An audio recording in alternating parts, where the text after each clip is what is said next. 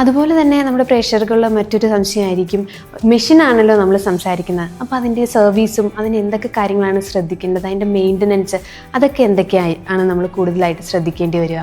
Basically ഏത് മെഷീനായാലും ഒരു machinery നമ്മൾ യൂസ് ചെയ്യുമ്പോൾ അതിന് നമ്മൾ കൊടുക്കേണ്ട പ്രോപ്പർ കെയർ നമ്മൾ ചെയ്യണം. പ്രത്യേകിച്ച് നമ്മൾ ഇതുപോലുള്ള ഫുഡ് പ്രോസസ്സിങ് രംഗത്തുള്ള കാര്യങ്ങളൊക്കെ ആണെങ്കിൽ നമ്മളുടെ ഫുഡ് പാർട്ടിക്കിൾസ് നമ്മളുടെ മെഷീൻസിൽ പറ്റാനും അതിൽ വീണ് കിടക്കാനൊക്കെ ഉള്ള ചാൻസസ് ഉണ്ട്. അപ്പോൾ ഡെയിലി നമ്മളത് ക്ലീൻ ചെയ്യുക എന്നുള്ളത് വളരെ മസ്റ്റായിട്ടുള്ള കാര്യമാണ്.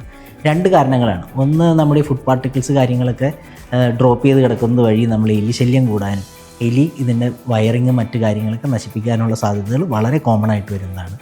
അതല്ലാതെ വരികയാണെങ്കിൽ ഇപ്പോൾ നമ്മുടെ അച്ചാർ പോലുള്ള പ്രോഡക്റ്റ്സ് ഒക്കെ ആണെങ്കിൽ കുറച്ച് അസിഡിക് ആയിരിക്കും. ഇതെല്ലാം നമ്മുടെ മെഷീനിൽ പറ്റി പിടിച്ച് കിടന്ന മെഷീൻ പാർട്സിന് ഇത് ഡാമേജ് ചെയ്യും.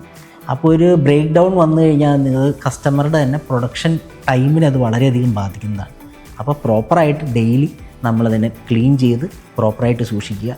മറ്റ് എക്സ്റ്റേണൽ അഫക്ട്സൊന്നും കൂടാതെ പ്രോപ്പറായിട്ട് നമുക്കതിനെ മാനേജ് ചെയ്യാനൊക്കെ ഉള്ള ചാൻസസ് ഉണ്ട്. രണ്ടാമത്തെ കാര്യം, ഇതിനകത്ത് മെയിൻലി വരുന്ന കൺസ്യൂമബിൾസാണ്. ഹീറ്റർ, അതുപോലെ 2 ബെൽറ്റ്, ടെഫ്ലോൺ ബെൽറ്റും നൈലോൺ ബെൽറ്റും, 2 ടൈപ്പ് ഓഫ് ബെൽറ്റ്സാണ് വരുന്നത്.